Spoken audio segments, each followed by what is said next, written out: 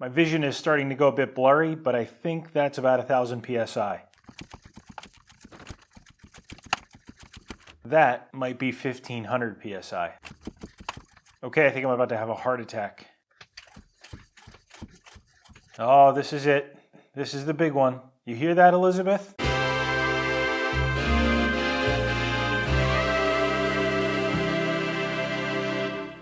Without further ado, here's a video of me showing you a video of me showing you a video of me showing you a video of me showing.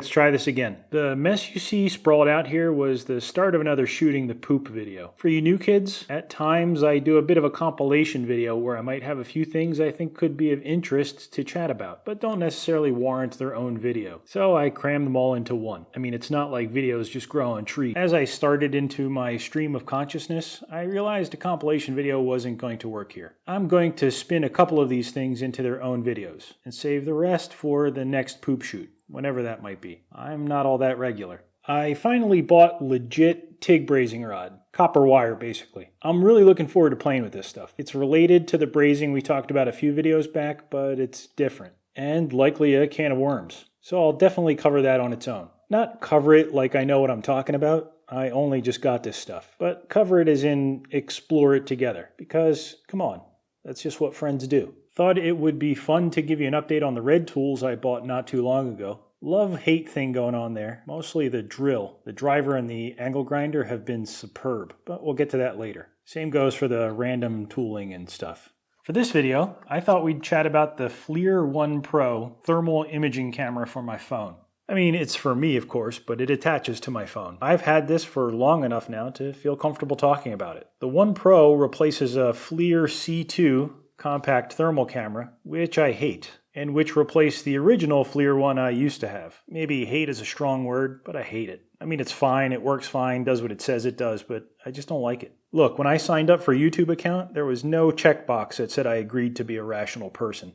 By the way, full disclosure before anyone starts throwing shade my way, this is all my own stuff, bought with my own hard-earned money. Took food out of my children's mouths to do so. I mean, not my mouth, their mouths, but still. Point is, I'm not sponsored by or affiliated with Flir, nor am I in the deep pockets of Big Copper. And to boot, this isn't a technical review by any stretch. It's just me chatting about some stuff I bought that I think is cool, or not cool, whichever the case may be. I used to have the original Flir 1, Gen 1 I think, the same style that attached to your phone. I can't show it to you though. If I could, I would still have it, wouldn't I? And let me tell you, I didn't know how good I had it. Long story short, I ended up giving it away. Well, trading it actually. And then I bought the C2, figuring it'd do what I wanted. And it didn't. These things are not a replacement for Pro thermal imaging hardware, even though this one is called a Pro. But they get you in the game at a few $100 instead of $3,000, $4,000, $5,000. I'm no electrical engineer. Not after that incident with old Sparky. Boy, that got ugly fast. But I'm willing to guess they can pull off thermal imaging at this price point by taking advantage of the hardware you already potentially own in the form of a smartphone. These buggers have a heck of a lot of processing power. To not have to build that into something like this piece of junk, well, probably saves a lot of money. And 5% of that money is passed on to us, the consumer. It just plugs right into your phone. This particular model has an adjustable USB port, so you can accommodate phone cases. The older one didn't have that, so you'd have to take off your phone case if you had a thicker one, but it wasn't the end of the world. You just turn it on, and it starts the app. It's pretty fast. It's not instant on by any stretch of the imagination. There is a little calibration clicking thing that it does, but it's pretty darn fast, especially compared to the C2. This phone happens to have USB-C, so I can flip the camera around for taking thermal selfies. So check this out. This is an infrared camera, and this is a UV flashlight. Let's take a look at what happens when I shine UV light on my bench top and this camera. Nothing. Nothing at all happens. If you think you know why, leave a comment down below. I haven't had thermal cameras in my personal life for all that long, but they've quickly become my go-to troubleshooting tool, where applicable, of course. You may have seen me use it to find a blown contactor in my mill. Before I had a camera, I would have had to climb in there with my nose to see if I could smell the dead part. Or, heaven forbid, start hunting things down with a meter and a schematic. With the thermal camera, it was just a walk in the infrared park. Last winter, it helped me find a clog in my Jeep's heating system, or lack thereof. When I got it, I went full nerd, of course, and thermal imaged my entire house from inside and out. I've tracked down humidity in walls, found missing children, finally figured out when mating season is. The list goes on. They are absolutely great for stealing people's PIN numbers at the ATM, and of course, for helping you find hot chicks. I'm sitting here trying to think of good, albeit contrived, examples of temperature changes I could share with you via thermal camera.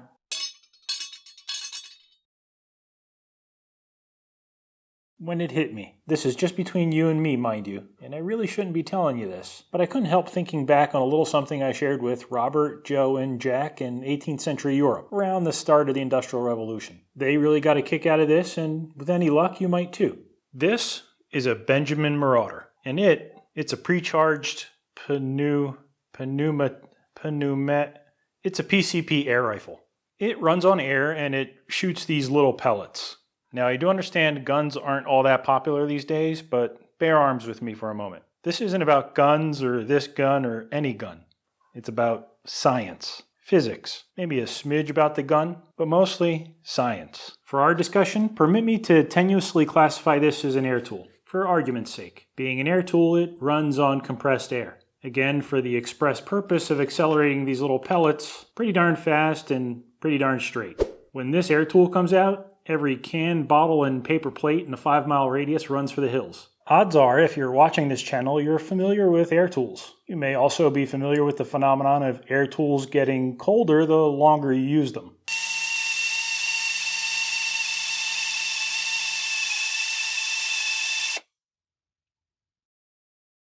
As opposed to, say, electric tools getting hotter the longer you use them.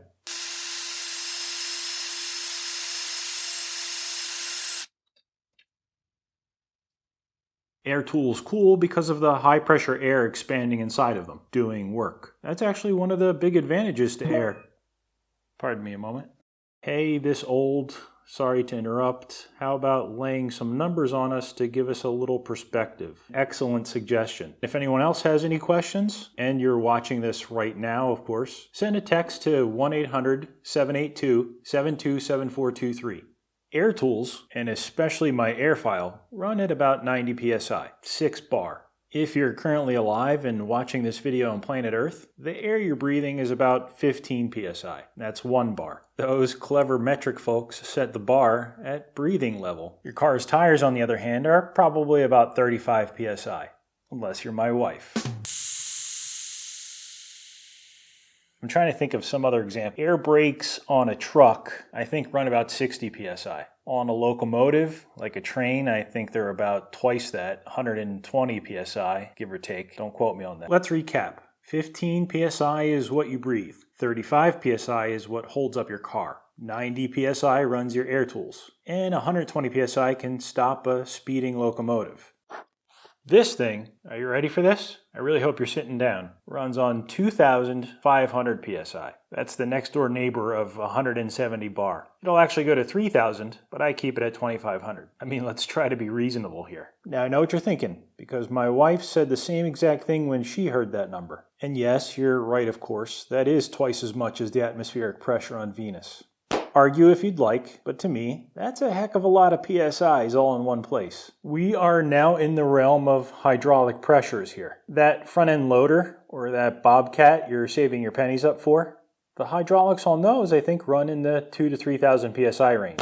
So how on earth would a person even dream of filling this thing to 2,000 PSI? Well, I'll tell you.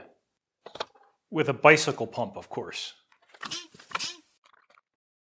Before we get into actually filling this thing and looking at the thermal havoc that wreaks, it might be fun to talk about how one of these things works. Big picture. Personally, I think these things, the pellet rifle and the pump, are absolute marvels of engineering. Fundamentally, on its most basic level, which coincidentally is what fundamentally means, this thing works just like shooting a spitball through a straw. You grab one of these pellets, you put it in your mouth, chew it up nice and sloppy, and stuff it in the back end. Blow a little bit of air behind it, and the pellet goes flying out the other end, tragically ending the life of some poor unsuspecting soda can. Or pop can if, you're a weirdo.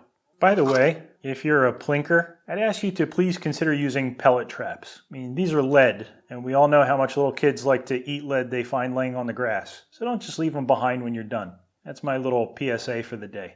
To perhaps make things a little bit easier to see and understand, I'm going to remove this big, ugly, heavy stock. Well, that's it. That's basically the clockwork. Don't worry, it's not.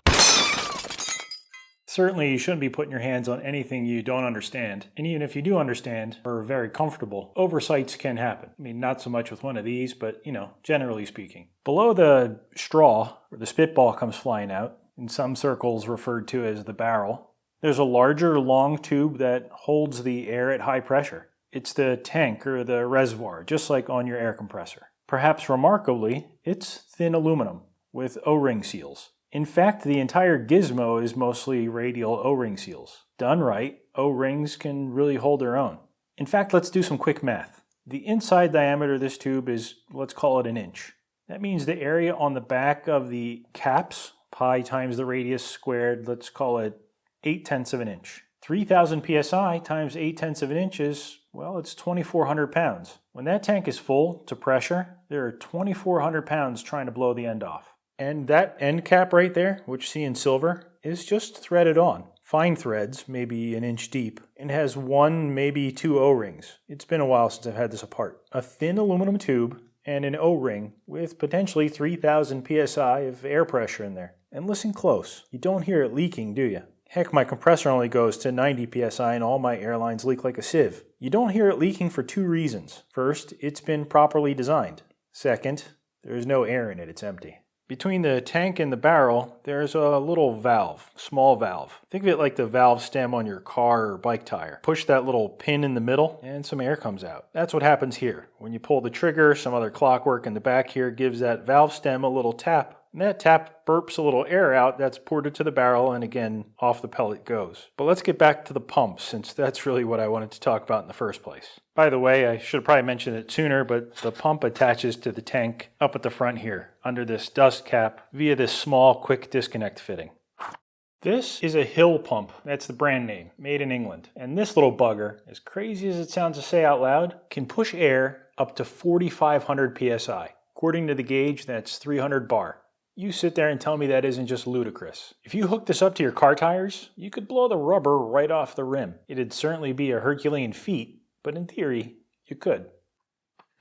The reason I'm talking about this, apart from the fact that it just blows my mind, and what I hope to show on camera, is that when you compress air to those kind of pressures, well, it gets very hot. The pump will get toasty. I've heard the seals in the pumps can fail due to the amount of heat generated if you try to fill too fast. I don't know if I've ever noticed mine get that hot, but truth be told, I've only used it twice. This will be my 3rd time. Personally, I use a high-pressure tank to fill. Although this pump does work great, it's not the most pleasant experience in the world. I'm only going to be able to get the reservoir probably up to about 2,200 pounds. Consequently, if you don't weigh at least $150, there's no way you're pushing 1,500 to 2,000 pounds in that aluminum tube. It's just not going to happen. I have the pump in case the zombie apocalypse breaks out and my tank is empty. Unfortunately, my brains will be running out my ears by the time I get to 3,000 psi, but either way, zombie problem becomes a moot point.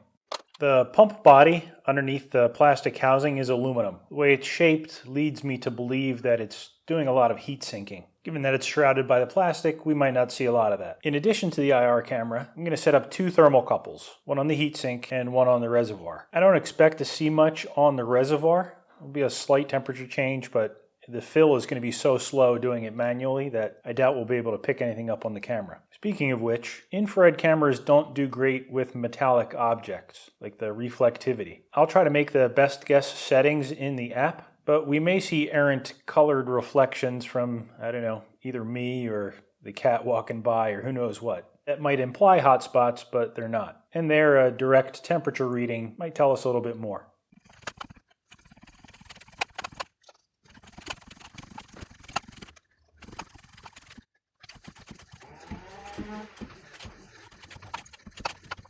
The tube of the pump is getting toasty to the touch. Let me see if I can move that crosshair. 36, 37 degrees.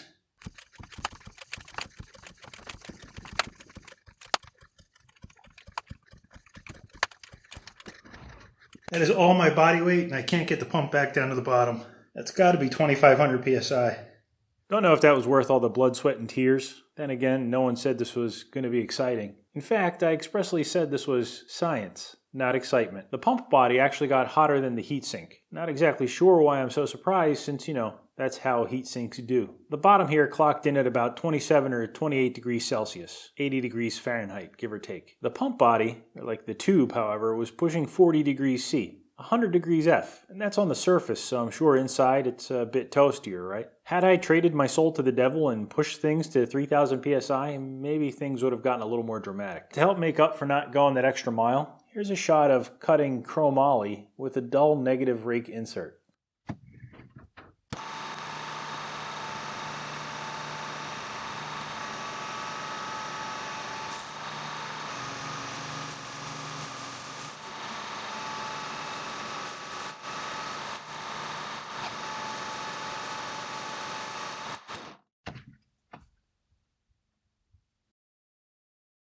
I have an idea. The tank, if I'm not mistaken, hit about 26 degrees C using the pump. Let's try a faster fill with a high pressure tank and see if it gets any warmer. In addition, it might be fun to track how much bigger this tank gets, like how much it swells, with the high pressure fill. I'm on my surface plate. Do not try this on a dinner plate. I've got it on some V-blocks, and there's a tense indicator about the middle of the tank. According to my calculations, that should be the point of maximum drama. Though, once I went to all the trouble of setting this up, I realized it was a waste of time. I'm pretty sure this thing's going to move around too much to make an indicator reading mean anything at all, like just while I'm handling the hose and the tank and all that stuff. So what I'm going to do is take a micrometer reading and then we'll fill it. Also, the fill hose that you might just be able to make out in the lower right hand corner comes from my high pressure tank. That's not from the hand pump. I'm not going to show you the high pressure tank because some people might get the wrong idea. I don't want anybody getting hurt. That, and I was having a bear of a time trying to get it up onto my surface plate, so I just gave up. Empty, the diameter of the tank in the middle there, clocks in at 1.249.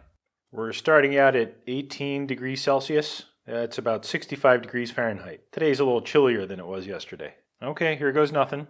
Now again, the reason you're seeing a red reservoir there is because it's catching my reflection. Nonetheless, that crosshair is on a piece of electrical tape, so hopefully that keeps things a little bit more consistent. The camera is reading 2 degrees higher than the thermocouple, but with any luck, 2 degrees will be in the noise here. 3, 2, 1...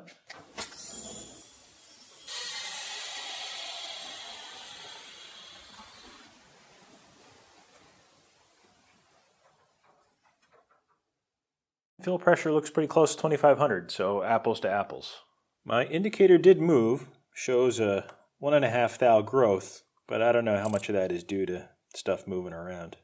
Okay, so that looks like almost 250. I'll call it 250 for argument's sake. So a thou on the diameter. I can tell by the looks on your faces that you might not be as easily entertained as those 18th century lads were. If you want to really cut loose, do what I did and try to figure out what these temperature swings would have been using only pencil and paper. I'm just digging this hole deeper, aren't I? Back to the cameras. Granted, this Flir Pro is a generation newer than the C2, and Flir has since released the C3, so maybe that one is better. But out of the gate, the Pro is half the price of the standalone C2 or C3. And the Pro has twice the resolution. It has a bigger thermal sensor. It does require a phone though, of course. Now, you should certainly look up the specs, but how I feel about these things is more than what's just going on paper. First, and probably not that important in the big picture, the C2 is just built a little weird. It doesn't seem to match its price point. It's lighter than it looks, and the build quality is squishy. I don't know how else to describe it.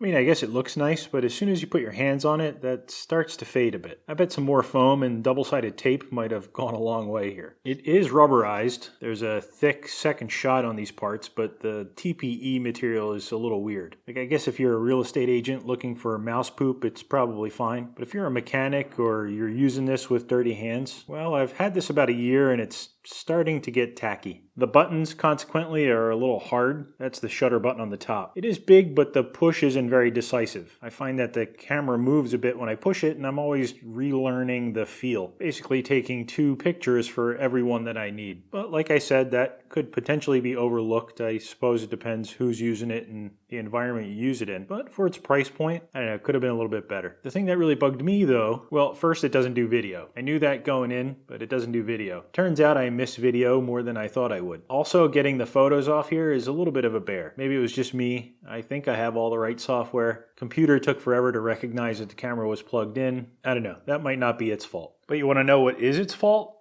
Criminally long boot time.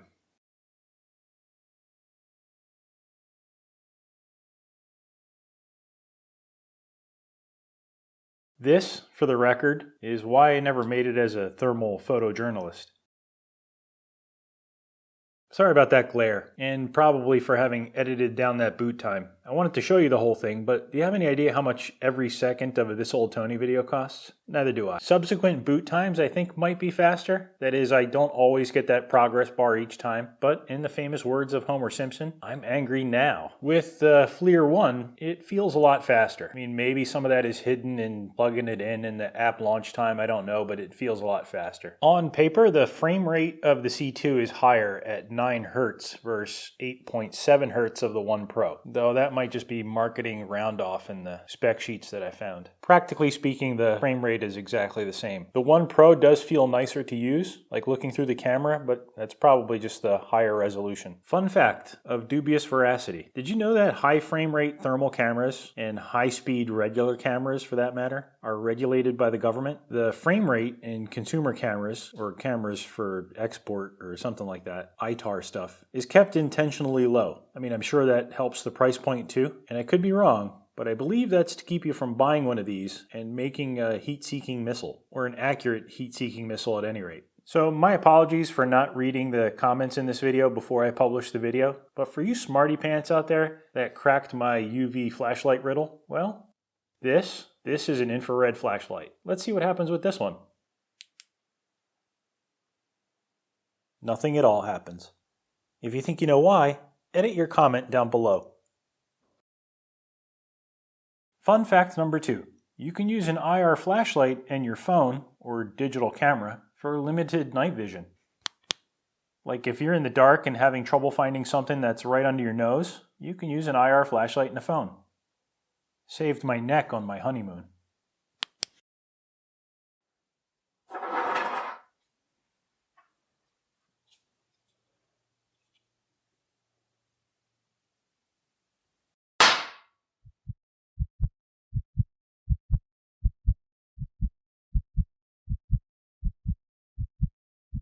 Well, after 20-some minutes of talking, as I sit here gazing back at where this video started, so innocent and full of life, I find myself sitting here, alone, in a cold garage, wondering where I lost my way.